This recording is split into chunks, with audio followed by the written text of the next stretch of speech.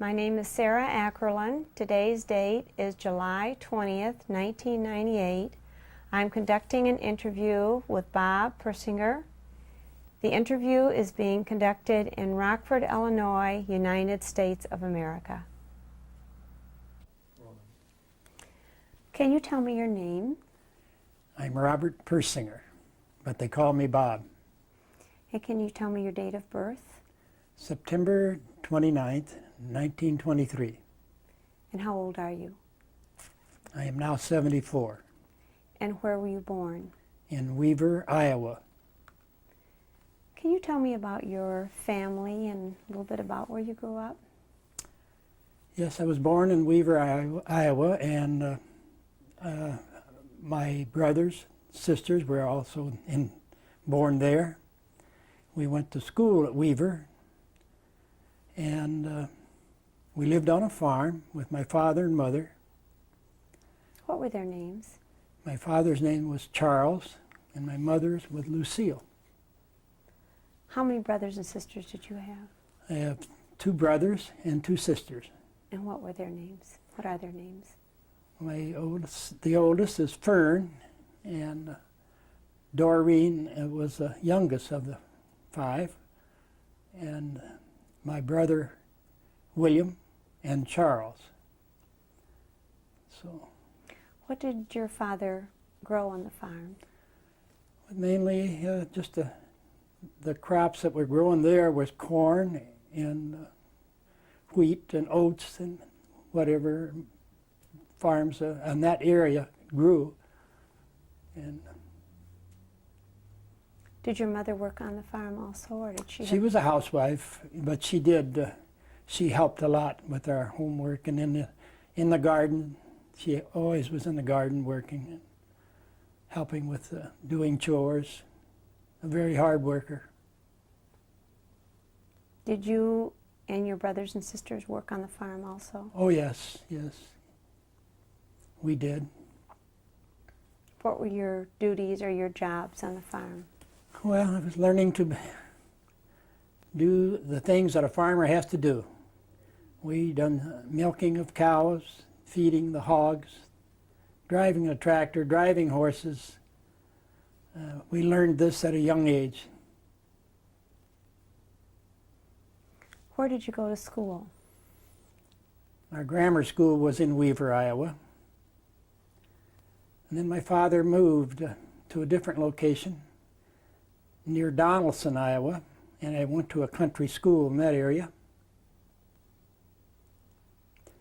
And after that, we relocated in Missouri, in the northeastern part of Missouri, near Revere, and I went to Revere, Missouri, and finished my grade school and started my high school there, and then transferred to Cahokia High School, and that's where I got my high school education.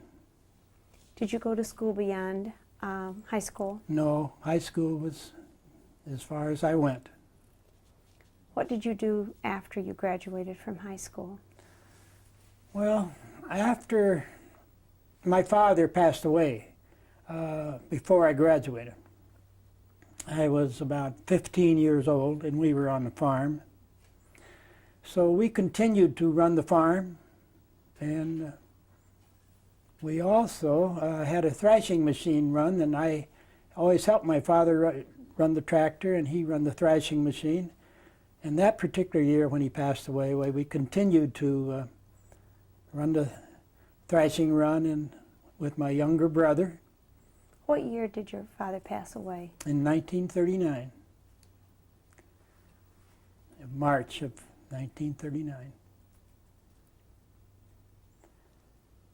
Did you and your brothers take over the farm at that time? Yes, oh yes. When he passed away, we continued to run the farm, do the milking, run the horse. We used horses then besides having a tractor, but we did have 8 head of work horses, and we could handle them. But my uncle, who lived in Marengo, Illinois, talked my mother into having us come and live and move and sell our farm and machinery and move to Marengo, Illinois, where he was farming, and which we did in 1941. At that time, we stayed on the farm with him till the farming season was over, and then I went and worked in a factory in Marengo, Illinois, McGill Metal Products.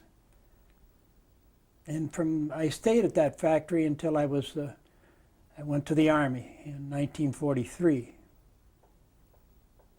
During this time, what had you heard about the war in Europe?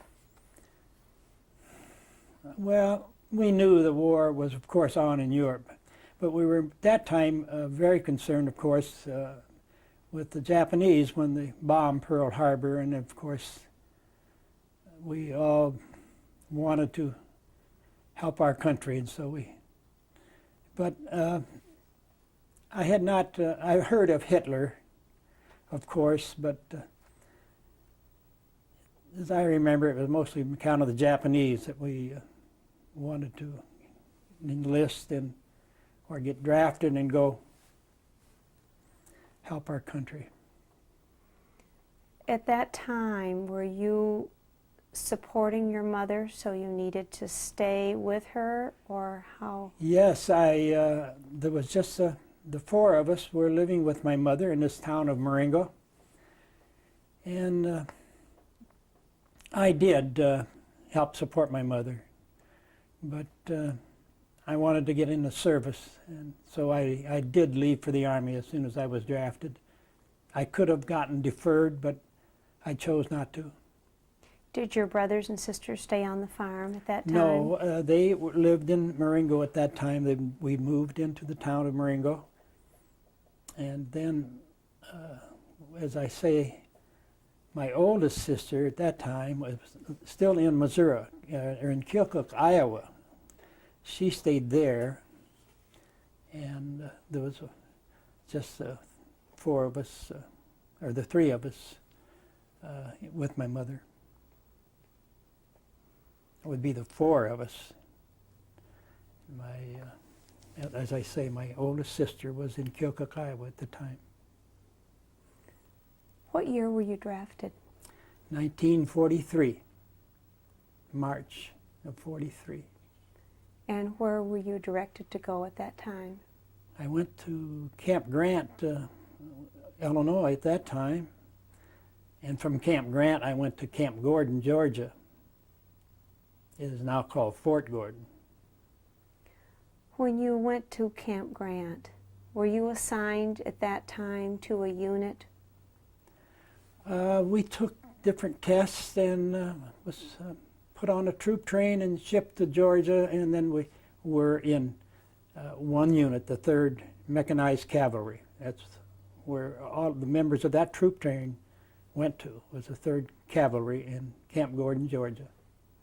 And we were assigned to that unit, and that was the only unit that I was in during my service days. Did you stay with the same men during that time? Yes, I was very fortunate to be with a group of pretty much the same men. Some, of course, were transferred to different units, some on account of health, but yes, I did stay with the original bunch. At the time that you took the train to Georgia, what year was that? That was in 1943.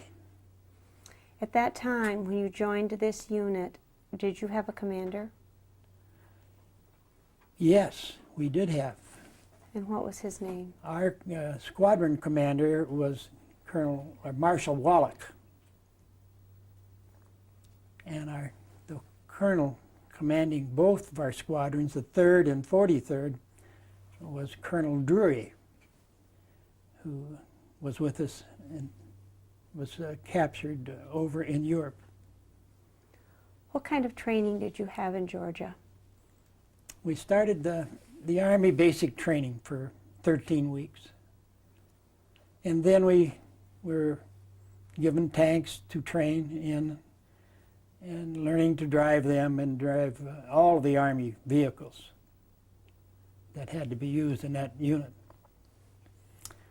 And then, of course, physical training and many of hikes and different things like that until we went on maneuvers in Tennessee in November of 1943. And how long were you on maneuvers? Maneuvers was November, December, and January. November and December of 43 and January of 44. I had been chosen to go to a tank maintenance school in Fort Riley, Kansas, so I missed about the first month of maneuvers. But I did join them in December of 44 in Tennessee. Was it just your squadron that was on this maneuvers? Oh no, there was many of units. We had played, it was really playing the war games, and with all types of artillery units, infantry, everything that was composed of the Army. It made up the Army where we were there, and it was the red and the blue armies opposing one another with maneuver problems. And how long were you there? The 3 months then altogether, that was through January of 44. We left the maneuver area and went back to Camp Gordon, Georgia. And how long did you remain in camp? In Camp Gordon, we were about probably another month there, and then we all transferred to Fort Jackson, South Carolina, to go on a firing range, and we were on the firing range for at least 30 days at Fort Jackson. Were you training with new ammunition, different kind of ammunition on the firing range, or was it? No, it was the regular familiar? ammunition that was at that time is what we had, which was from the small arms fire through submachine guns and machine guns, and the units, the tank gun on the tanks, we fired that too, and we had to learn to fire everything that we had. And then how long did you stay there? You were there? I was there till probably we were there a month, and then we came back to Camp Gordon, our base, and from Camp Gordon we shipped out to Camp Shanks, New York, and we were there for preparation for overseas movement. When did you ship out? It was in the first part of July of 1944. I remember I spent the 4th of July on the ship, and we went over in a convoy, and we were on a British ship. Do you remember the name of the ship? The HMS Scythia. It was a large convoy, as I remember. And we landed in Liverpool, England. Took, I think, 13 days to get across, but we landed in Liverpool and was shipped from there to Southampton, preparing to get ready to go over to France. How many of there were you that were in this group, in this unit that were shipped together and that were moving together? Well, in the 3rd Squadron, there were 1,550, I think, counting all the officers. And the same with the 43rd Squadron, which made up the 3rd Cavalry Mechanized Group. So there was 2 squadrons of making up that 3rd Cavalry Group. At this time, were you shipped to a camp, or where did you locate? In England? Yes. Yeah, well, it was, we were shipped in an area, we were living outside, we were in no camp, just in a bivouac area in large tents. Were you waiting for orders at that time, or what happened then at that time? Well, at that time we, of course, were waiting for orders, but we had to get the equipment that we were going to take. In other words, we were issued our tanks and everything that we were going to go into battle with. And what was the date at that time? Well, that had to be in the when we shipped out of Southampton to go to France. We landed in August 8th at Utah Beach. So we were in that month or so that we were getting prepared to go to land in France while we were doing, like I say, growing this equipment, learning how it worked again, and reviewing, preparing ourselves. How did you cross? What kind of equipment were you on to cross? We went over on a landing ship tank. It's called an LST, and our tanks were enclosed within that ship. What was your experience when you landed? We landed in the evening, and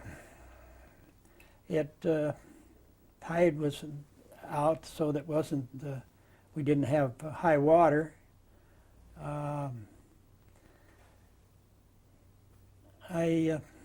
Of course, we didn't know what to expect, but we followed orders and done what we had to do. And what did you find when you landed? What did you see when you landed there? well, the troops were in by that time in the St. Lo area, so we saw a lot of depots where our forces had established a beachhead, of course, on the Omaha and Utah by that time, and then we're inland. And as we got closer to the front, as we drove up to that particular day, of course, I remember seeing knocked out German vehicles, knocked out American tanks, and also American jeeps and half-tracks and whatever. As we got closer, we went saw our first human beings that had been killed, both German and Americans. And of course there was stench there from the rotting bodies that weren't picked up yet. It was hot and dusty, as I remember. How were you traveling? In the tanks, in a convoy. What kind of a tank were you in? At that time we were in the M5 light tank, and we stayed in that tank till we were issued the new tanks after the Siegfried Line in March of 1945. We got the M24 tank with the 75 millimeter gun at that time. At this time of your landing in France and going into the country, who was your commanding officer at that time? Our Colonel Drury was our commander of the 3rd Cavalry Group, and Colonel Wallach was our squadron commander, and my Captain Brennan was my company commander. And what was your rank? At that time I was a sergeant. I became a platoon sergeant later on, a staff sergeant. What did you hear about the war at this time when you landed in France? What had you expected? What had you heard? Well, that the Americans had broke out at St. Lo, and we knew that it was now that we had broken the German lines, and the resistance was spotty, and we were given cavalry missions to try to encircle and given reconnaissance work to find out where the Germans were.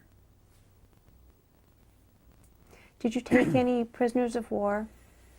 Yes, we did. Yes, we took German prisoners of war. How did you treat them? Very good. We did.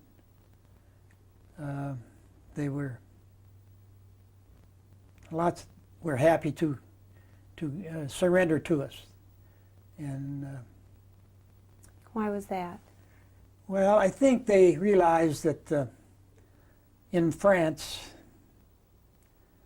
that they were being encircled, they were in disarray.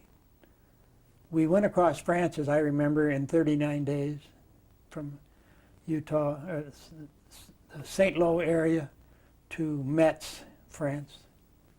I think it took us 39 days to get across. So the Germans were, of course, trying to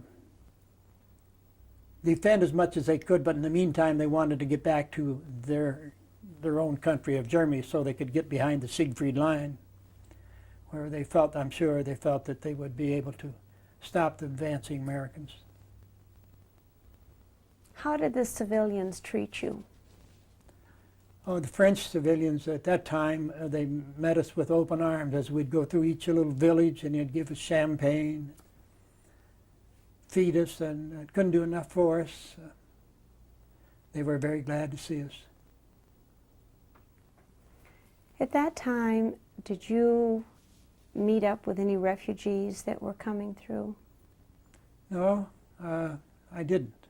I don't remember meeting up with them.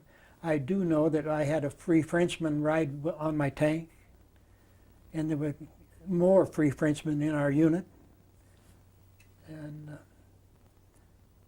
I can remember one being a Polish fellow. He joined our unit and rode on our tanks.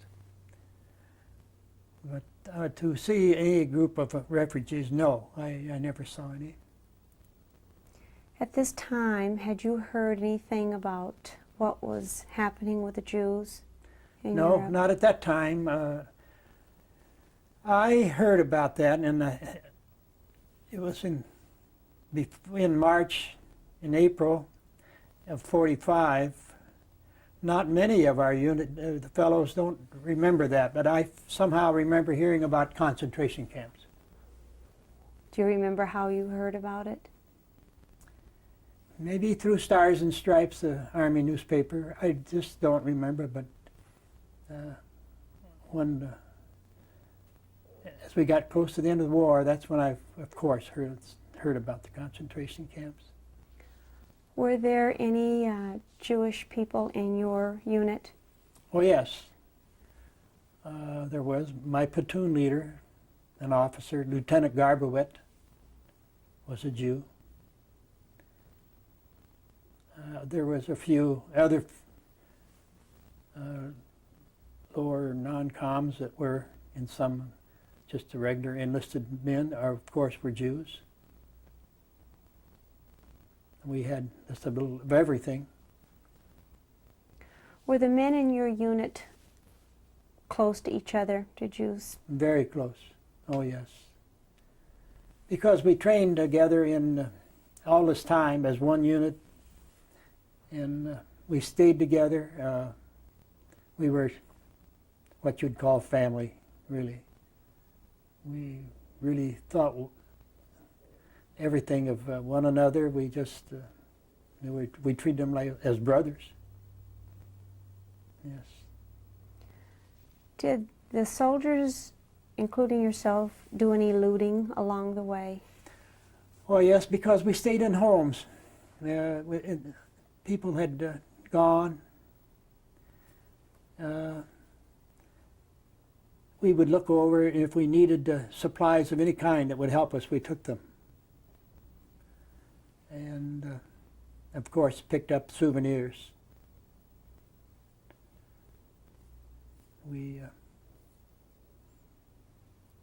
I guess we done this whenever we got into a place or a home. That first thing we done, we looked through it, of course, to see that nobody was there, and took over the house or the barns or whatever, wherever we could stay where it was warmer. And that would just be for the night or the next day. Maybe you'd be there for a week, but you'd wait for the next mission, and away we would go.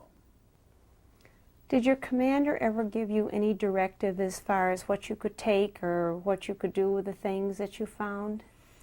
Yes, that was given to us. Yes, they told us that not to be just to take everything. There's only so much you could take to start with. You could only haul so much of any with your own equipment and your ammunition, and so it was very small amounts.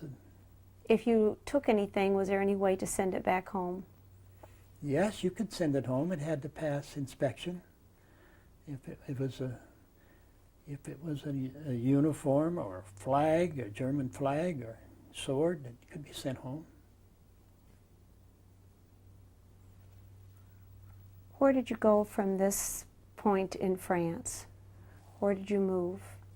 In France, we started at, like I said, below St. Lo, and we went around Paris. We were down at Blois.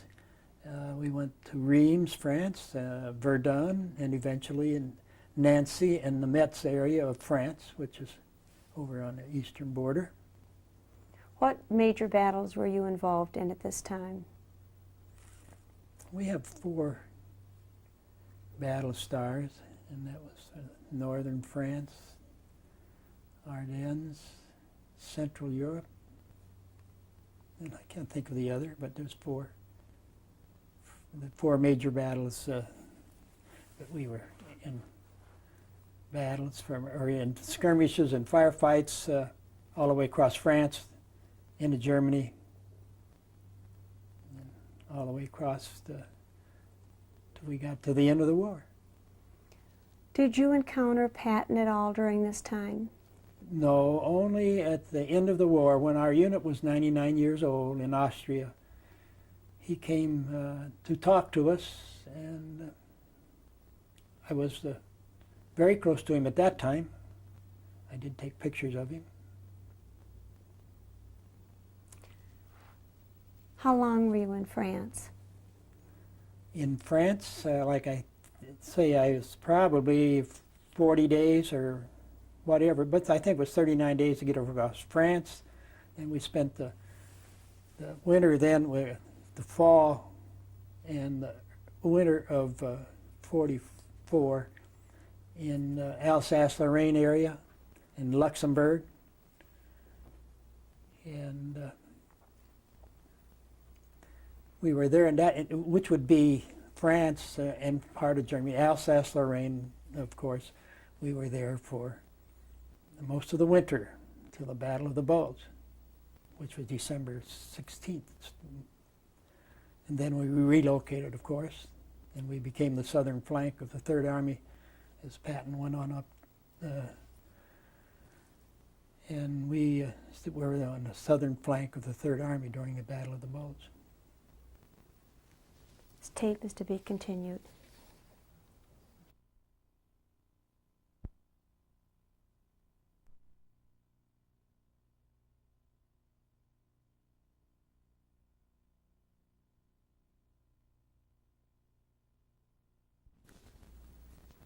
Was your squadron involved in the Battle of the Bulge? We were involved in that we were in that area. We were on the southern flank of the Bulge. And our squadron was covering an area, I think, in the neighborhood of some 40 miles. Our troops were thinned out then because the main part of it, General Patton took the main part of the Third Army and went north, and so we stayed, and we were, of course, thinned out, but we were near the southern flank and in Luxembourg area. Who was your commanding officer at this time? At that time, it was Colonel Polk. Our Colonel Drury was captured in the Metz area in September of 44. So Colonel Polk took over, and he became General Polk and General of the Army after the war. And what was your rank at this time? At this time, I was a staff sergeant. Was that your highest rank during your That was time my in the highest service? rank that I achieved, yes. I was a platoon sergeant. Where did your squadron move at this time? After the Bulge, we had to get across the Rhine River. So eventually we crossed at Mainz near Frankfurt. We proceeded north and east, and eventually we worked our way back down near Czechoslovakia and into Austria. At this time, did you hear that the Allies were winning the war? Oh yes, we knew we were winning the war. When we crossed the Rhine, we knew from the way we were advancing that we were winning. At this time, had you heard anything about any of the concentration camps? I would say this is when I heard about them. They weren't really too well known by our men in our unit. I had read about it, as I said earlier, and I knew that there was such a thing as a concentration camp, but I didn't have no idea what was involved at all outside of being prisoners, people in a camp like that. Was there any anti-Semitism that you felt at all in your squadron? Oh, no.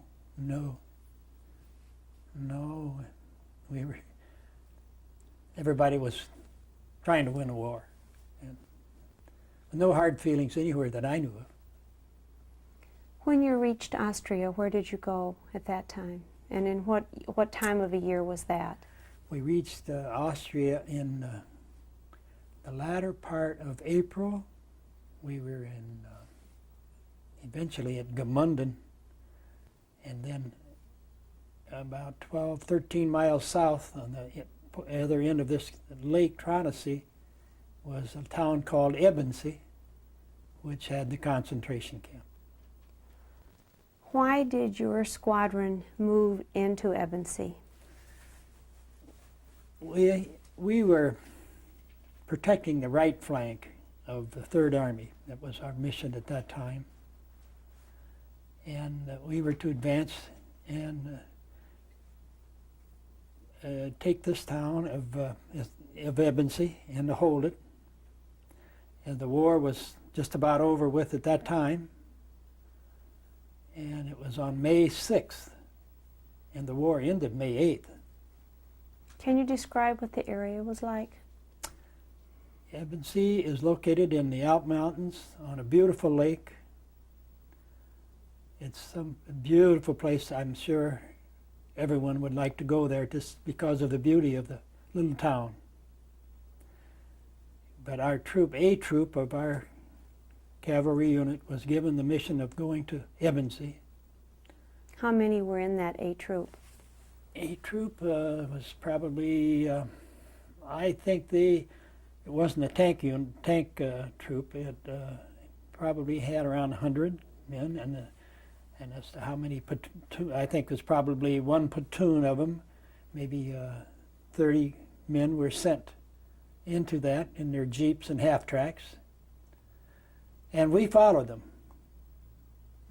into this town. Our tank unit followed them. How many were in your tank unit? And we had 5 tanks to our platoon, and our tank company was a total of 17 tanks in our company. What kind of reception did you meet in the town? Of Ebensee? Well, it was no Germans there. It was just the Austrian civilians. We had no resistance at all. There was a nice hotel there, and Captain Brennan proceeded to go to the owners and tell them that our company was going to take over the hotel and live and be quartered there as long as we were in Ebensee. And there was no problem with that, and we moved right into the hotel. How large of a town is Ebensee? Oh, probably 2,000 people. Maybe I'm wrong. I'm just estimating, but it's not too big. Wasn't too heavily populated. It is in a cramped area because of the terrain being in the mountains. Were the people receptive to your entry? Oh, yes. Were they glad to see you? Yes, they were. Yes. There was no, the white flags, of course, were in the windows and the doorways, so that they were surrendering to Americans. Once you arrived in the town, what happened from that point? Well, it was about, as I remember, it was before noon that particular day, and Was that on the 6th of May? yes, and then our squadron commander, Colonel Wallach, gave us, my Captain Brennan, orders to go up to the concentration camp that the A Troop had discovered there was one there. Did they warn you or talk to you at all about what you might see when they My- directed you to go there? No, my officer, Lieutenant Garbowit, just told me to take my crew and another tank and go to the gates of the camp. How They far didn't- was that from the town? I would say possibly a mile up into the mountains. Was it visible from the town? Yes, if you got on the one side of the town, you could see the area we sat on the road on the west side of town before we went to the gates, just waiting for orders to go. And you could see the camp, and there were some, at that time I saw prisoners coming out of the camp near that area. There were some others, my other tank commander that was in the second tank saw these prisoners nearby, and I more or less didn't take them as prisoners, prisoners there, and I was thinking maybe there were more civilians moving around, but at up at the camp area there were prisoners leaving it. What was the name of your other tank? And his name was Acton Pomati. He was a tank commander, a sergeant. His given nickname, we called him Dick Pomati. From the town, looking up at the camp, could you see the barracks, and could you see the interior of the camp? Not too much because of the trees and underbrush, but we knew we could see the road. It was a gravel road that we had to drive up to. Was there a train that entered into the camp? Yes, the it was camp railroad area? tracks. Did it go through the town of Evansy to get there? Oh, it sure did. I'm sure, because Evansy did have railways. Yes, and the railroad tracks are in Evansy. So would anybody that would have been going into the camp on the railroad line have gone through the I'm town? not sure of a railroad line leading right up to that camp, but the civilians would have known that because of this road that led right up to the camp. But you don't know if you didn't see the railroad tracks that led right into the camp. No. You don't know that No. how far up that they went. No. Once you had positioned yourself to enter the camp, then what did you do from that point? When we drove up to the gate, Was this in your tank? yes, I was in my tank of commanding my tank and my other tank crew and behind me. We drove up to the gates, stopped at the gates, the entry to the camp. There was some German, Volkssturm they were called. They were of the civilian army, and they were men of up in years. And they were standing, 2 or 3 of them were standing at the gate there, as I remember. Did they have any guns or anything with them? This one, they had a gun. Yes, they did, and they were actually more fearful of the prisoners inside, and we're glad that they saw us, and happy to see us. And I reached down and picked up this one soldier's gun and took it away from him. And Were these men? Were they from the town of Evansy, or had they come that I from don't Germany? know. You I don't think know? possibly they were. They might have very well been from the town of Evansy or nearby some of the towns, but They did have the German civilian Volkssturm uniform on. The SS had left there the day before we got there, so everything was, there was nobody else around, and these fellows were lucky to still be alive with these people breaking out of the camp. Were the gates closed at this time? Yes, when we drove up there, but they did open the gates, and we drove into the roll call square. Prior to driving in, what did you do with these civilians that you had met? At that time, they followed us in. When we drove up there, there was so much singing the anthem of the continent. It's of the, well, I guess it's all of the different nationalities sang their song, and the roar and the happiness was. Could you hear that before you entered the camp? Oh yes, as we stopped to get to go into it, and then when we did proceed into it, it was just an uproar and people just following us in groves. What kind of barrier was there, or was there any barrier around the camp? Oh yes, Were they, what it was was protected with a fence that was, of course, electrified, but it wasn't then because the SS had gone and there was no problem with electricity but the camp it did have a fence like that. Were there watchtowers or anything Oh yes, like that? How many prisoners approximately were in the camp when you drove in? I know it was hard to tell exactly, but they estimate that there was 15 to 16,000 of all. I've heard later that it was about maybe 5,000 of Russians, 5,000 Jews, and 5,000 of everything else, including Italians, Dutch, from wherever. But those Russians and Jews were the main ones. what did you see when you drove in? I never saw anything like it in my life. It looked like a. It was muddy. The ground, the terrain was wet, and it was kind of like a pig pen, as we know a pig pen, and or a barnyard. No decent place, no dry place to stand for anybody that I can remember. The stench was so bad. Those people were so thin, maybe weighing 65, 70 pounds, in these rags that they had for clothing. They looked like ghosts.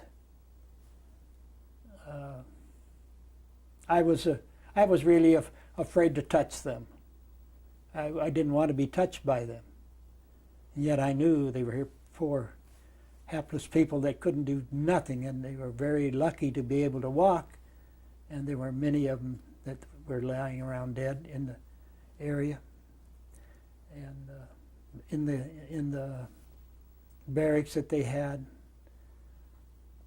they were in the barracks of 4 and 5 into a bunk, and it's a pitiful sight that how anybody could do that to human beings is beyond anything that I can imagine. It was a horrible, horrible sight. And the smell was so bad. That alone almost stays with me today, that smell of that concentration camp.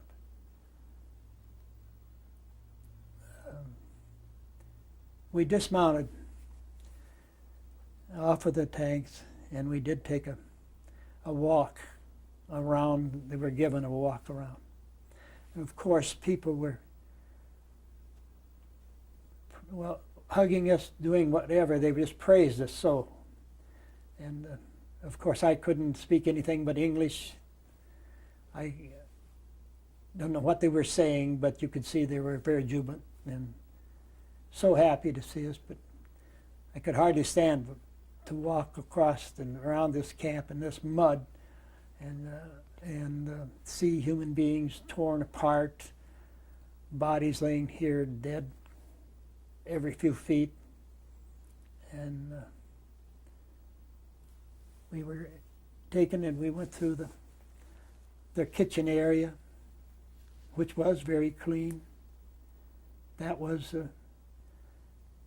immaculately clean for the rest of the camp. There was no utensils of all kinds hanging on the kitchen walls, but we didn't see no food anywhere. How large was the kitchen area? I would say probably, I really have a hard time telling you of the rooms dividing it, but it was 40 by 40, something like that, and then another room on it. And the hospital area was the same way. They did have a hospital area there, but the people were just lying there dying. Can you describe what you saw in the hospital, what the people were like? Well, they were just about like the rest of them laying in the barracks, and some of them could talk, some couldn't even move, and they might have been dying on the spot. Were they in beds? Yes, lying in bunks, and there were some beds, but did the bunks have bedding and straw and wire, and it looked like wire for a base, and then the straw was used, and especially this in the barracks area. in the hospital? Did you see any kind of surgical? No, I didn't. There was, I guess there was some there, but we didn't stay in a hospital that long. We simply walked through and saw a brief part of it and walked in through the kitchen area and then back into the outside and down by where they burnt the furnaces. We were, and walked through the room where all of the piles of dead bodies lie to be burnt. Can you describe what you saw there? This was a large room. I'd say it was about the size of a small gymnasium in our high school, and along the walls on each side were bodies, naked, piled like cordwood, some lying one direction, and then the other second layer would be crossed the other way, and so on, to about 3 to 4 feet high. Many piles of bodies, and by that time we were ready to get out of there and seen enough, and I myself was sick of my stomach, and we feeling sorry for these poor people. All of us were, I'm sure, were crying, had tears in our eyes. And that's the way I remember that, the very first day of entering that camp. Do you remember how many ovens there were in the... I believe there were 2 large ovens. I have pictures of them.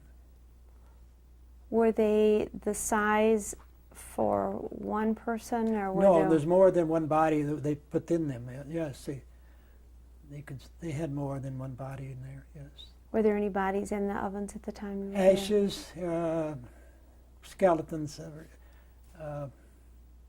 parts of human beings, bones. Could you see... They were cremating them as fast as they could, and they had stopped, I guess, a couple days before because the furnaces were cold. There was no heat on. Did you see any bones, any of the remains of any of the... Yes. What had been done with that? Those were put into wagons at the rear of the furnaces, the ashes. We saw that in a railroad car, so I assume they used that also for the bodies or the ashes, the remains. Was this a railroad car that was on tracks so that you could see that the railroad had come into the camp? I didn't see the railroad. It was so Actually, as I remember it, it was so muddy and through there. I don't remember how that was. Of course, it must have been on the track. But the wagons were there nearby. Those wagons looked like wagons that we used to see in train depots around here that would haul bodies. That's what they had bodies on. And also the remains on those wagons that was containing the remains. Could you tell where they were taking the remains? No, I could not. No. Of course, it was shut down. There was nothing moving there. Was there any clothing or any type of articles that had been left by any of In the barracks area, there was some of the rags that they were wearing. That's all I saw for clothing. I didn't see anything else. They were a striped uniform they give to them. And what, of course, those folks, their own clothing must have been taken away from them when they issued the prisoners' uniforms. Can you describe what you saw in the barracks? In the barracks was men just simply lying in their bunks. Nobody walking around. And of course, they're so glad to see us that the ones that could move and could holler and could wave their arms, they did so. But it was, many of them had to be dead lying there. It was estimated 300 a day died there. Did you see any kind of tools that they used for eating? No, I did not see anything small. I just saw the kitchen utensils that they were cooking with. Did you see in the kitchen the way that they came to get their food or how the food was dispensed? The big kettles, I think there was kettles, a lot of kettles were there, and big containers, so I assume they served it from them. Soup mainly was the only thing they made, I'm sure, and maybe bread that they had. There was nothing, no solid foods.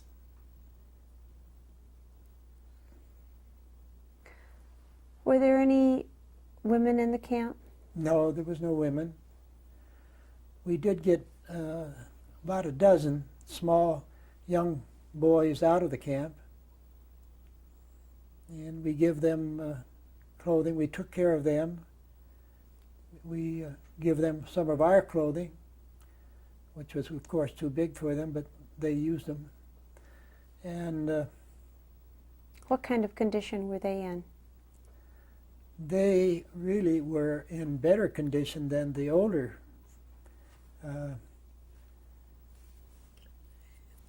They were thin, and of course, just 10 and 12-year-old children, frightened, of course, and they had been living that way for a number of days. I don't know really how long they had been as a prisoner. But they were taken in. I assume that they were brought in from all of the camps, the areas that, as the war ended, Ebensee received prisoners from everywhere because the other camps were overflowing. Many of them come from Milk and Mauthausen, different parts in Auschwitz. They were shoved down to Ebensee. So it was a large camp as far as the personnel was concerned, but it was a very small camp. And consequently, the crowding made it all the worse. What were the barracks made out of? It was lumber, crude, but it was lumber. Yeah. Inside of the barracks, you mentioned the bunks. Was there anything else that were in the barracks that you saw? No, I didn't see anything. They mainly were just bunks to sleep in, and that was it. That was the barracks. And I guess as they got, the more ill they became, the more they transferred them down near the furnaces to those barracks. And as they became weaker, that's where they would go. Did you see any kind of sanitation facilities in the camp? Nothing that was very big, no. I really don't know what they used for sanitation. I can't remember seeing too much. A lot of trenches being used, what we would call slit trenches. I remember walking, as we were walking by one, there were some English fellows that could speak English, and he, of course, was very happy to see us all, and the group appeared to be trying to use a latrine somewhere. That's what they were at in an area, and then that's about all I saw for anybody using any sanitary facilities. Because of the lack of that, what had they done as far as The human yes, for the human waste? The human waste, I think, was just anywhere in the area, wherever they could go, and it was terrible and unsanitary. It was something that you and I could not believe. What those poor people put up with is it's beyond all imagination. Did you see any area where the officers lived? No, I did not. There was an area, though. I didn't see it till later. We saw where there was officers. When you entered the camp and during the time that you were there, were there any officers, any Nazis? Were there any guards? None whatsoever. There was none, absolutely no Nazis. The SS, everything had gone.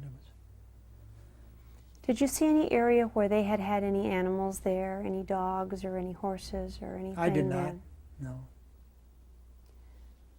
When you were in the hospital, did the people that were in the hospital, were they in any kind of special clothing, or what did they have on? No, they may have had some kind of robes, but mainly just the uniform that they had. They, and their blanket. Tape to be continued.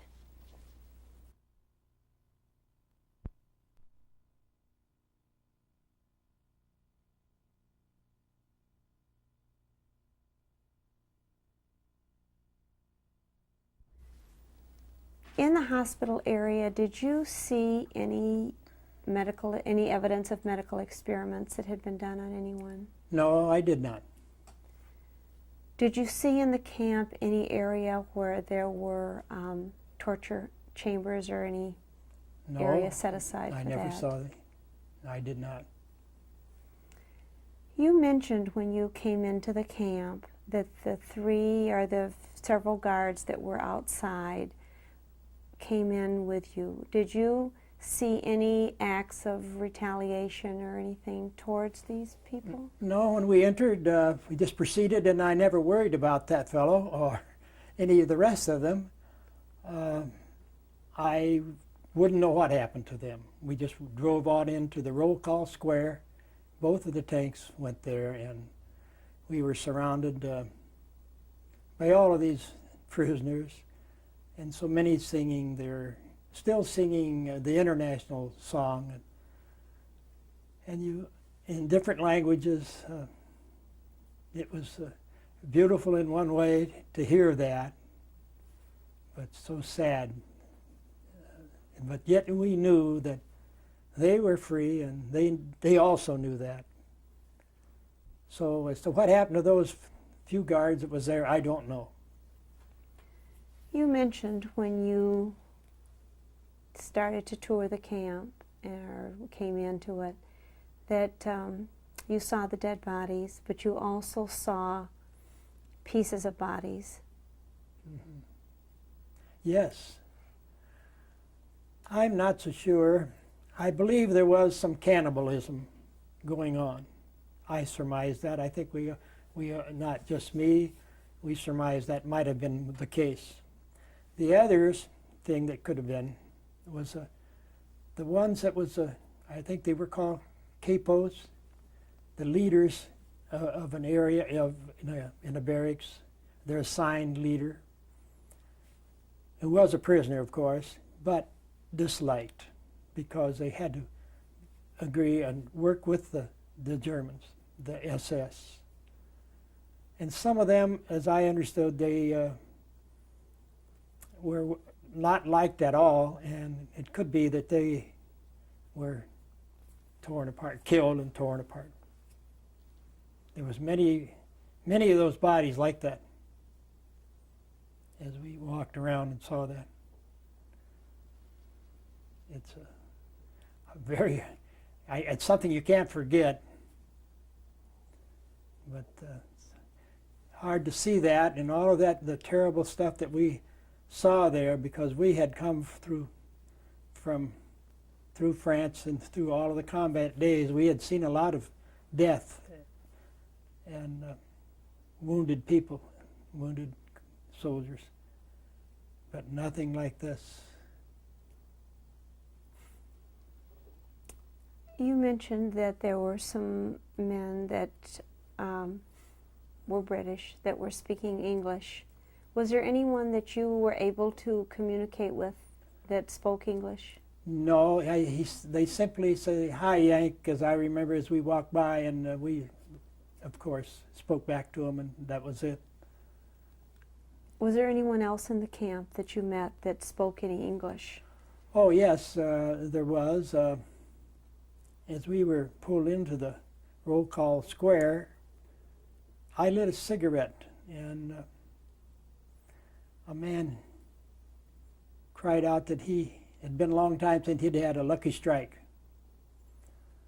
And I asked, of course, I said, "You can speak English? So come here, I'll give you one." And I did give him a cigarette. He came up to the tank and came up on the tank, and I gave him a cigarette. It was strong for him. But we took that man, and I radioed back, as I remember, back to my platoon leader, that I had a man who could speak English, and we should keep track of him. And he did become our interpreter. We were there for the days that we were there. He was our interpreter. And of course, he could answer all the questions about the camp, a lot of them. Was there anything in particular that he told you about the camp that you remember that stands out in your mind? No, outside of the fact that his treatment in order to get there, he had been to many a different camp and was brought there in the last month, and the terrible conditions that were there with no food. He told us all about that. Of course, we could see that. He did help our commanding officers a lot in describing things and as to what we could do. Do you know his name? Max Garcia is his name. And he was born in New Amsterdam, in Holland. And he's come to the United States. He lives here now.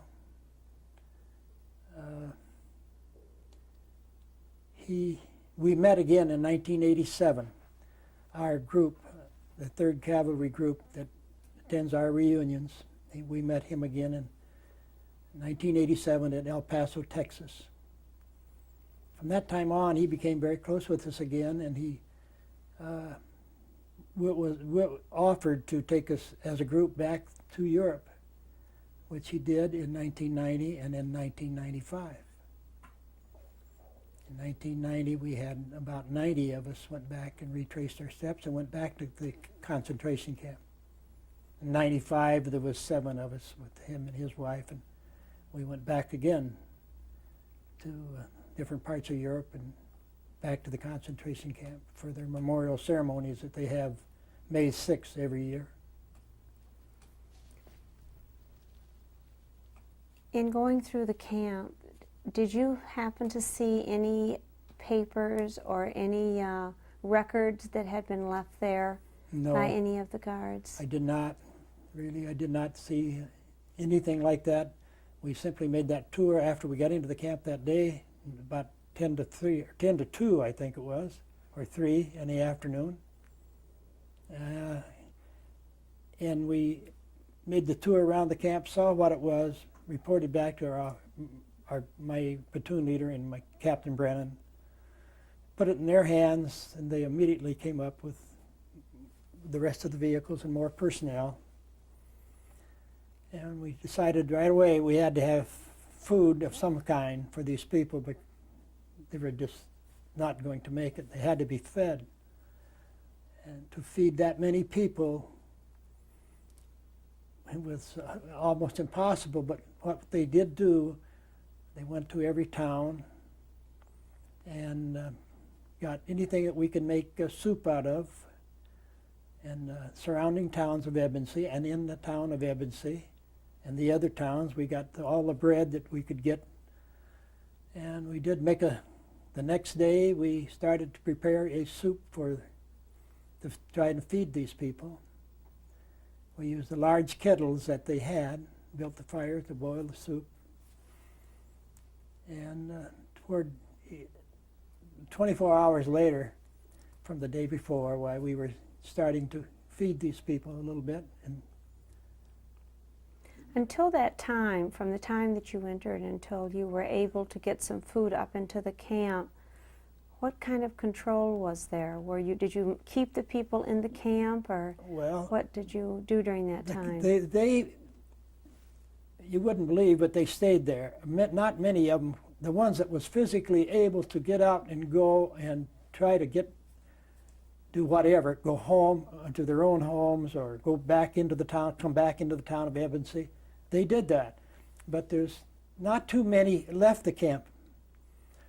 But when we had the food ready to serve, why then they became pretty unruly, it was just terrible then, and so we had to control them, and we did fire bursts over their heads to get their attention so that they would realize what was going on, and they became, you must remember that they were almost like animals and so hungry, starved, and it was very hard to control them, but that did control the bunch of them, and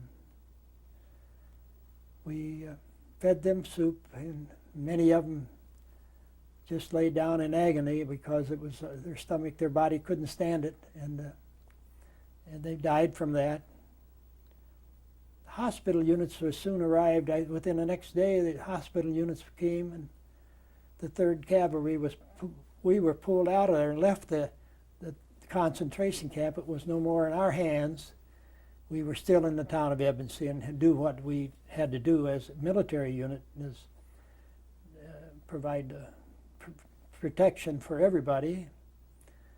And the hospital units and the quartermasters took over, and they also that camp didn't have no water. There was no water there. They had that problem of getting drinking water for them all, and that presented a problem. But we just stayed in the town of Ebensee and took care of the little fellows that we had and patrolled the town and done the military work that we had to do. The first night that you were there, did you stay in the camp or did you pull out? We moved from the camp. We walked, after I made this tour of the camp, we left and went back to the post hotel in Ebensee, where we were quartered. Did you leave someone up there at the camp? No, our 2 tanks was the only ones there at that time, plus our unit. We did not. Nobody was left there to my knowledge. I know I come back to my tank. I took my shoes off. I did not put them back inside the tank. Neither did the other fellows. The stink was so bad, and the stench and all of this terrible stuff on our boots. We just left them outside, and when I got back to the hotel where we were staying, I put on my other boots, and I discarded that pair, and I never wore them again. Did you see evidence in the camp of disease? Oh, well, the people that was so sick and lying there dying, or this would be the only way I knew they had to have some kind of disease or else starve to death. So there was a lot of lice, as I understand. I heard later that there was a lot of lice that caused typhoid fever. And of course, we being just not knowing anything about medical conditions, why we just stayed away from it as much as we could, didn't expose ourselves to them any more than we had to. When you pulled out that same day on May 6th, did any of the prisoners follow you into town? No, they may have. They didn't follow, to my knowledge. They didn't, because we couldn't, of course, go at our speed. And I don't remember. I was I don't know. I felt so bad and so sick about it all that I really never paid that much attention. I never looked back. You mentioned cannibalism possibly in the camp. Is there anything else that you saw in the camp that they might have been eating? Yes, that I saw in the mountains there was a slack coal, and I saw a number of them trying to get this slack coal and chew on it. That was the only thing else that I saw them eat. That's the only thing. When you entered this camp, was there any evidence of work that had been done by the camp prisoners? Well, what kind of jobs did they have? Okay, it was the camp was there was tunnels built in the out mountains there by these people, slave labor, these prior to this Ebensi starting up or at the time it started. And as the more prisoners came into it, as they brought more prisoners in, they used them to make these big tunnels into the out mountains. And they made these, their intentions was to manufacture the V-2 rocket there. And by the time they got where they could do it, the tunnels was prepared for that. They had to use them for manufacturing batteries for tanks and parts for tanks, and never did make a part for the German V-2 rocket there. At that time, the Germans were, our Air Force had blown up many of the cities and manufacturings, and so everything that they had was being knocked out, and so the only places to make this was in these 5 tunnels that they had there. And they were large tunnels. How close to the camp were they? I would say it's probably a couple hundred yards from that. Were they outside of the fencing yes, area? Outside of the camp area, and they had to walk to those, to that. Did you go over and see those tunnels? Yes, I did, and at that time, they did have a railroad car with explosives in one of them, and we understand that they were going to use put everybody in this big tunnel and blow it up, and that would just wouldn't be no evidence of a concentration camp if they got them all in there. But they didn't have time. We got there in the nick of time, so to speak. The commander of that camp, by the name of Gantz was his name, Anton Gantz, was found later by some of the prisoners that were down into Ebensi, and he was located, and they brought him up to our post hotel where we were staying, and of course we saved his life because they, of course, was trying to kill him on the way, and the American soldiers stopped that and protected him, and he was interviewed there and by the ex-prisoners in there in the courtyard of this hotel where we were staying. He, in the war crimes, he actually was turned away. He did not have to, as I remember and what I read about him, he was freed. He was captured and taken to prison, but he was freed somehow. He got free, and he never was punished for the cruelties that he done in that camp to those people. How did he react to the people, to the prisoners during this time when he was captured? What was his demeanor? Well, of course, he was scared to death. He was really scared. Because they would come up, and we were trying to protect him in a circle, but they would shoot through and come up and hit him or club him. And he, in that particular time, he was really scared for his life. He feared for his life there, right there on the spot, even though we were around him. What did you do with him from that time? He was turned over to the military police. I remember a little boy, what he said to him was, "Why did you kill my father and mother?" And I can still hear that little boy saying that to him. That was one of the little fellows that we'd taken out of the camp. So it was a terrible afternoon, but at least he's taken prisoner. And what kind of reaction did you see as far as the population of Evansville towards the prisoners? Well, they seemed to say that they didn't know anything about the camp being there. But they had to see them at a distance for sure, marching these people over to the tunnels. And somebody knew that, so we were sure that they knew that was happening. But what could they do about it, as civilians? And the Nazis, SS, of course, was running the whole show. So they did take some of the civilians to help with the hospital. They took some women from Evansville, whether they volunteered or not, but they did take them, as I understand, and have them help with the hospital units, taking care of people. And did you see any revenge or any retaliation in the town by the prisoners? No, I did not, outside of when they found this Gantz, the commander. Did you see anyone in the town come to the aid of any of the prisoners once they got into the town? No, I did not. I'm sure they must have helped them, but I'm sure they were fearful of them. All of the civilians were very fearful for their lives.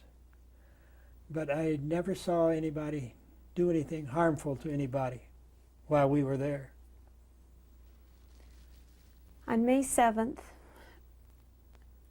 what duties did you have that day, the day after the camp was liberated?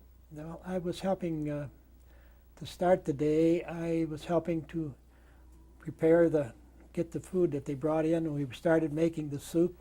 Then I had my tank there, and I was then in my tank and just sitting in my tank and trying to controlling the people, the prisoners, if there was any problems, along with other vehicles, my tank, and there was a number of tanks there then, and other armored vehicles.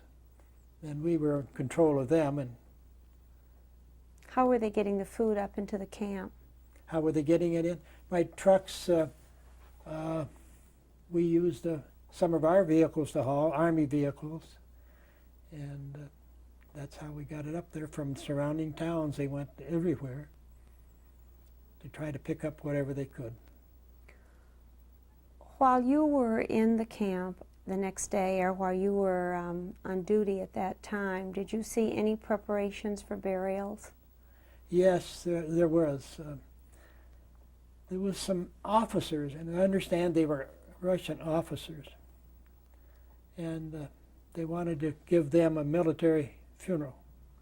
So that was done. There was graves dug for them, and they had a military funeral for those people.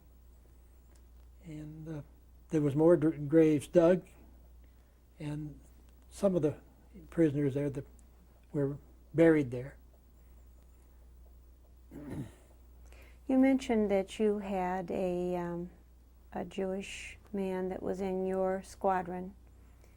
Do you know how he reacted to seeing the camp? We had my lieutenant, as I mentioned, Garbowit, was, of course, he was seeking revenge throughout our time in France and Germany. He was not afraid to take on any mission, and he was, of course, hating the Germans to no end. And he wanted revenge. But as to that day, or when he came up the day that we actually entered, he came up too. I don't remember his reactions because he of course was surprised to see it all. As bad as it was, well, none of us could imagine it was that bad. Nobody did. You mentioned that you saw Patton. Did he come to this camp at all while you were there? No, he did not come to our camp. He had seen concentration camps. I think maybe Belsen or somewhere around he'd seen that, or Mauthausen possibly. But he did come to our 99th birthday, which was May 19th of 1945. We were 99 years old, and of course he came down, and we being part of his Third Army, the 20th Corps of the Third Army, why, he was there, and he gave us a wonderful talk. On the 7th, May 7th, the second day after the camp was liberated, what did your duties entail? Well, I was a platoon sergeant, and of course we had to control things as our Army personnel, as we day by day, and whatever had to be done. And then we were assigned different jobs. And like I say, I was taken up to help prepare some of the food there, and as it came in, unload it, and then I retired then to my tank with my crew. Did you go back into the camp on the 7th? Yes, that's where we were with my tank then. Had things quieted down, or what? Oh yes. What kind of a situation was it on the second day? They were still about the same, not quite as bad. They knew they were all free. They knew that it was just a matter now trying to get food and get their health back. They were so sick that the able-bodied ones, like I say, were only 60, 70, 75 pounds, and all. On the second day, when the food was being prepared to be brought in, was there anything done that day as far as burial of the bodies that were there? Not that day, no. Not to my knowledge. No, that took place later. After the second day, and you were helping with the food, beyond that time, did you go back into the camp again? I never did go back into the camp. Like I say, the hospital units was there. The quartermaster was there. It was all in their hands then. And I never went back in the camp. We done this patrolling and doing the work that we would have to do normally, which was just maintaining order. During this time, did you stay in Evansy? Yes, we stayed at the Post Hotel, a very nice hotel. Did you have opportunities during that time to talk to any of the civilians that lived there about? No, I probably had the opportunity. I didn't. Basically, we spoke English, and that's all I could speak. Were there any chaplains, or were there any religious people that were taken up to the camp? Yes, I'm sure there were, yes. Our own chaplain, he came there right away, but yes, I'm sure there was religious personnel brought up there.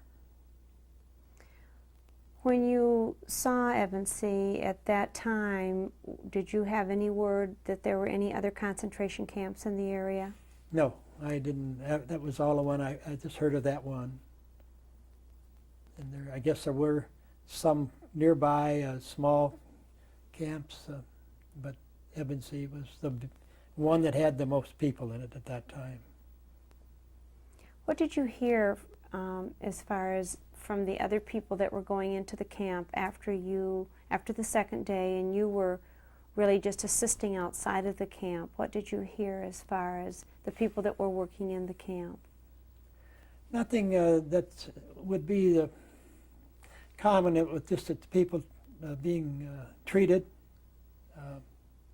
Never heard anything outside of that. Just that things were being under control, and it was starting, and I think within a week was pretty well organized. Did you see at that time many of the prisoners leaving the area? Yes, we did see people walking. Oh, yes. Mm-hmm. Did many of them come into the town and try and locate in that area, or were most of them? Oh, I think they went to nearby towns, went on their way to wherever they lived, and that would be the ones that was strong enough. And so they more or less stayed around the area of the camp when the hospital units was there and the food was there. That was a place for them to be. But there was a few people that did take it off on their own, hitchhiked rides. And during your time in Evansville, were there any other Nazis or SS officers that were discovered hiding in the town? No, not outside of this commander, Anton Gantz, the man that was the commander of that concentration camp. Yeah. How long did you end up staying in Evansville? Probably in the neighborhood of a little over a week. We left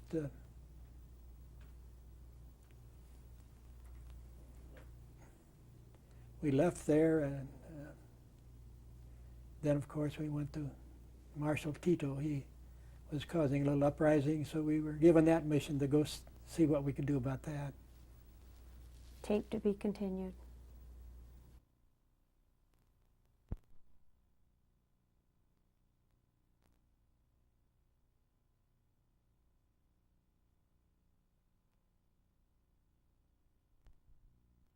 Take any photographs when you were at the camp?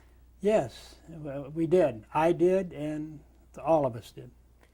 During this time, did you write home at all about your experiences, or to anyone about it? I did. I wrote home to my mother and told, of course, and told her what we found, and of course the ending of the war, how happy we were about that. But I can remember, of course, describing that concentration camp. You said now that your squadron moved out of that area, and where did they go as the war was ending? Well, as we went to this lake Attersee, I believe it is in Austria, and General Patton came in May 19th and to talk to us because, as I said, it was our 99th birthday, our unit's birthday, and from there What was your impression of him when you General when you Patton? came? Well, my feelings towards him, long before I saw him, was one that I respected him to no end. I think he was a great general. And what were your impressions that day? Now, when I saw him, I was thrilled to see that man. He is just like he's being described through the years. I thought that if we had just been allowed to go ahead, we could have ended the war much better than things turned out. But General Patton, to me, was just outstanding. From that time until you left Europe, what did you do during that time, and when did you leave? Well, we left. We then turned in our tanks and our equipment at Linz, Austria, and got on a train and rode the train back to Le Havre, France. When was that? What time? That was in July again, possibly the end of June, and I know we were back on sailing for home, I think again on July 4th. We had been overseas a year. Were you discharged at that time? No, General Patton told us when he talked to us that he wanted to take us and lead us into Japan. He said, "No, you will now go home and have a furlough, and you will then we'll prepare for overseas movement to go to Japan when you come back from those furloughs. So that's what we done. As a unit, we were ready to prepare to go, and we were stationed at Fort Bragg, North Carolina. I did have a 30-day furlough, and I went to Fort Bragg, and then, of course, the war ended with it in short time, and so we didn't have to go. What was your rank at that time? I was still a staff sergeant, a platoon sergeant. And what was your date of discharge? October 29th, 1945.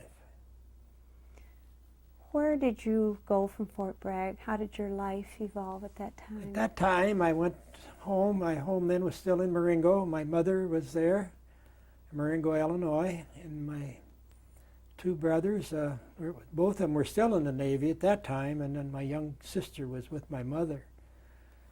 And my other sister was also at that home with her. And then I moved to Marengo, and I started work in a service station.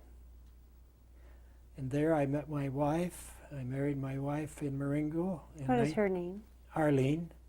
I married her in 1950, and we have 3 wonderful children. And what are their names?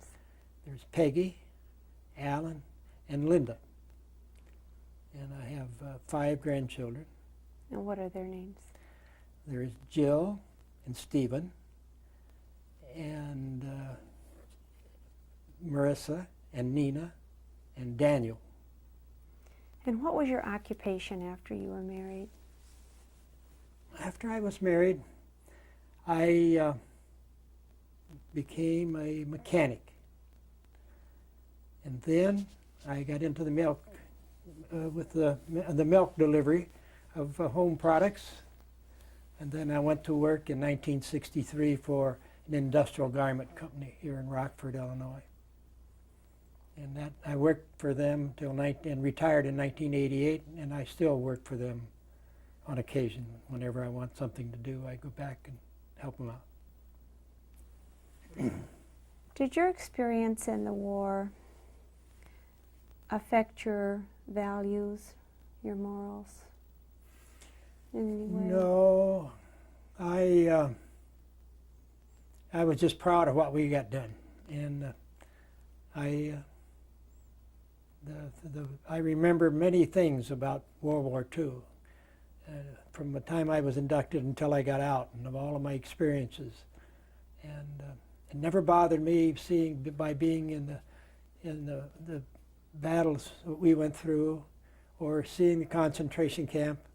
That has not bothered me since then, but I many a thought about it at times. It goes through my mind.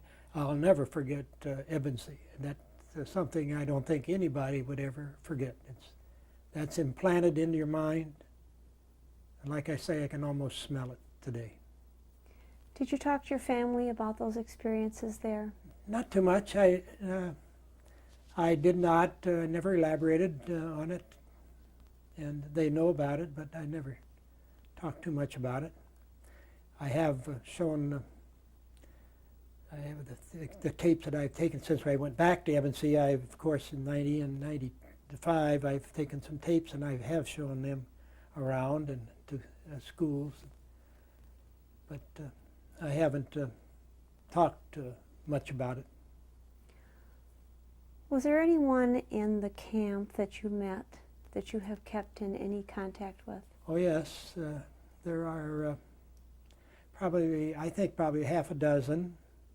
Max Garcia is one, and Mr. Adler, Arnie Adler, who lives in New York, an Italian fellow by the name Buccucci. He lives in Italy.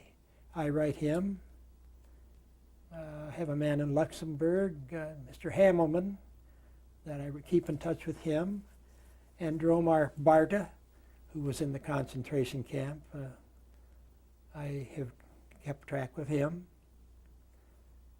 And are there many men from your squadron that you've also kept in contact with? oh yes. We have our annual reunion every year. And in the meantime, I enjoy keeping in touch with them. It's just like I say, it's still part of family, those fellows. I've made some wonderful acquaintance for all these years. Why did you decide to share this story today on film? Well, I was asked about this, and I was more than happy to give my little talk on it and tell you about it as much as I can. I think it should be told. It should never be forgotten.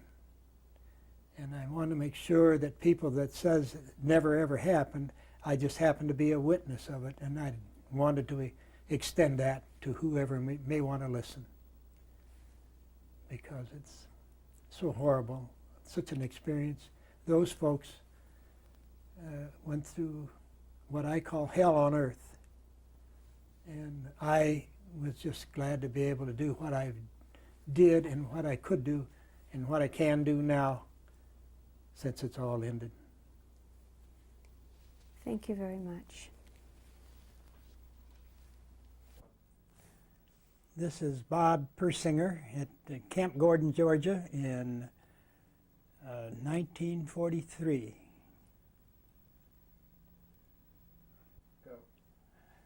This is Bob Persinger and my buddies on an M5 tank on the Moselle River in a little town called Ucange, France. Which one is you? I'm on the right as you look at the picture.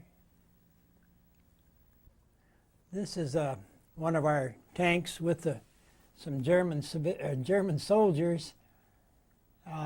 We had captured those guys, and we soon, right after this picture was taken, we took them to the military police, and they took them from there. Where was this picture taken? I just don't remember. It's somewhere in Germany, but I don't remember. This is the Ebensee concentration camp. That picture was taken May 6th, 1945. Who took the picture? One of my fellow tankmen. He took pictures of a lot of camera. He had a lot of cameras, and he took a lot of pictures as we were overseas. Where was this in the camp? This is on the roll call square.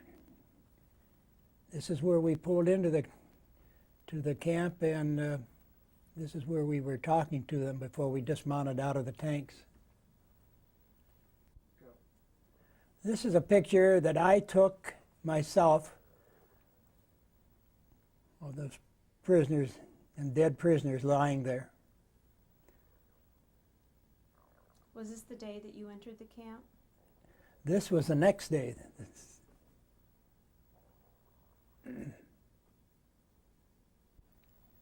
This is another picture of the dead people there. It's taken by my buddy. Who were the people that were loading the bodies up on the wagons?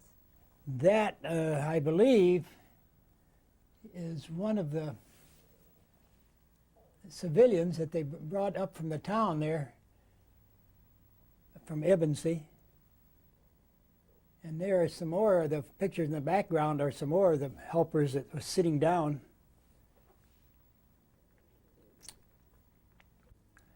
This is the barracks, and it's a picture of their bunks. And you can see how many guys were on the bunks. They were just too many people for the amount of bunks that they had in the place.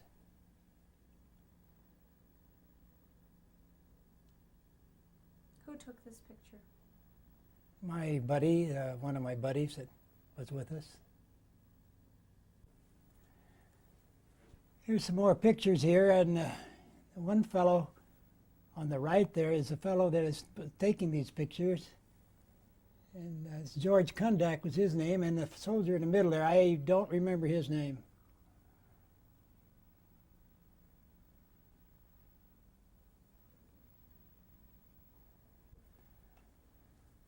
The soldier in the middle there with the tank helmet on is Bill Buck, I believe. And I can't give you the name of the other two GIs.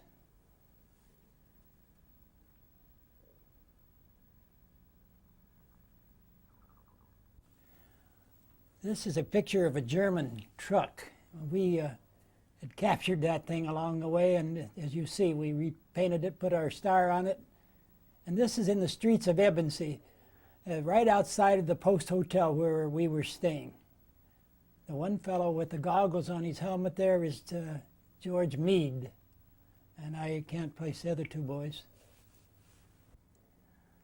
The fellow against the tree is Anton Gantz, who was a commandant of the concentration camp, and that young fellow is asking him why he killed his father and mother.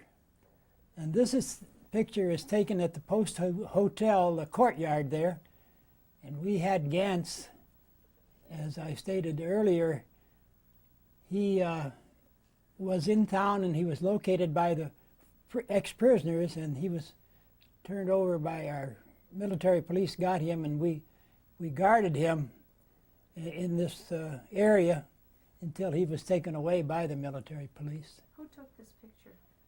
This is taken by, I think, George Kundak again, a man in our platoon. In this scene, we're giving a military funeral to a Russian officer who died in the camp, and so we give him those honors. Where is the burial taking place? This is outside of Ebensee, outside the main gate on the roadside. Had the body already been buried one time and was... No, to my knowledge, he hadn't been. This is General Patton talking to our unit in May 19th, 1945. To his right is Colonel Polk, who became General Polk. Colonel Polk was our squadron commander, or group commander. Who took this picture? This is taken by, I think, George Kundak again, or one of our fellows in my platoon. And where was it taken? This is taken on Lake Kamer Lake, I think, in Austria, as I remember.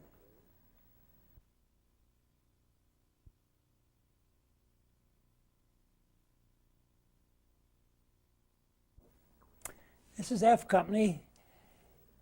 In line here, we're listening to General Patton's, just before General Patton's talk to us. That's First Sergeant Wakefield, and the little fellow that you see on his right is the little boy that we got out of the concentration camp. This is me, Bob Persinger, in Austria in 1945, prior to the end of the war.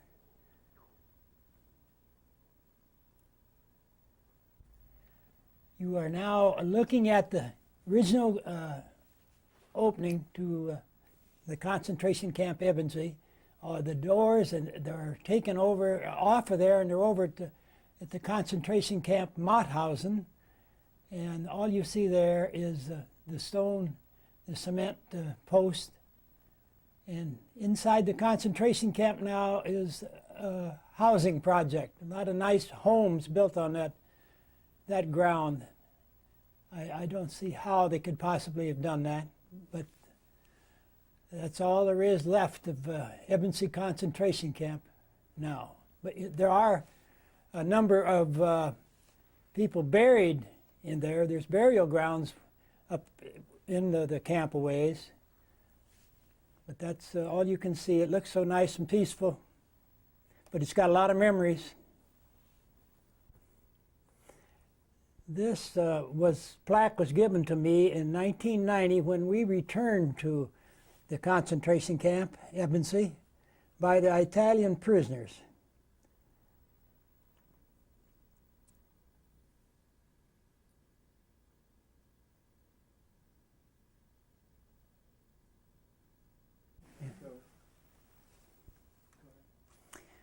This was given to our 3rd Cavalry Group at our annual reunion in 1990 at General Patton's museum by the Memorial Council.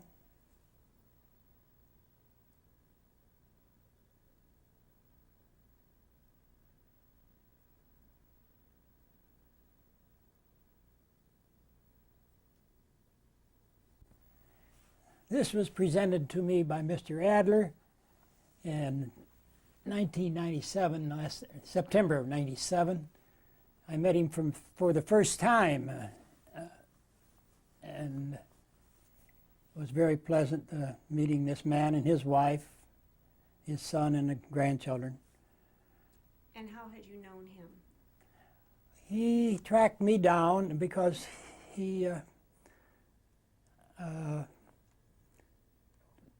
tried to get in touch with me for quite a few years, and he finally did, which is probably now, probably a year before this presentation. And where was he from? He is in New York City. Him and his wife live in New York City. The previous plaque that we just shown was from Mr. Adler, who was also a prisoner in a concentration camp, Ebensee.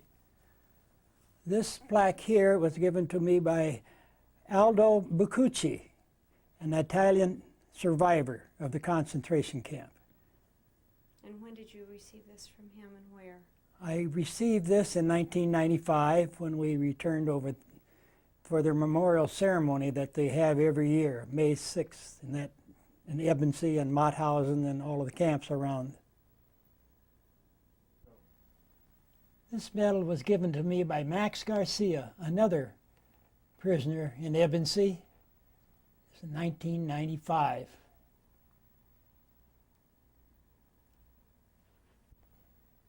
This picture, from left to right, is Dick Pomani, Max Garcia, the prisoner that I was just talking about, and there is Captain Brennan, who became a major after the war there, and myself, Bob Persinger.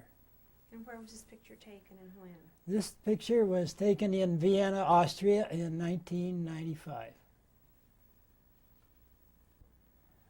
On the back row, on the left to right, at the left is Bob Gianangela, my son-in-law, and the other is Ron Ozakowitz, another son-in-law, my son Alan, and my daughter Linda Ozakowitz. In the second row, Nina Gianangela, and my daughter Peggy Gianangela, myself, Arlene, my wife, and Stephen Ozakowitz, and Vicky Persinger, married to my son Alan. On the bottom row is Marissa Gianangela and Jill Ozakowitz and Daniel Persinger.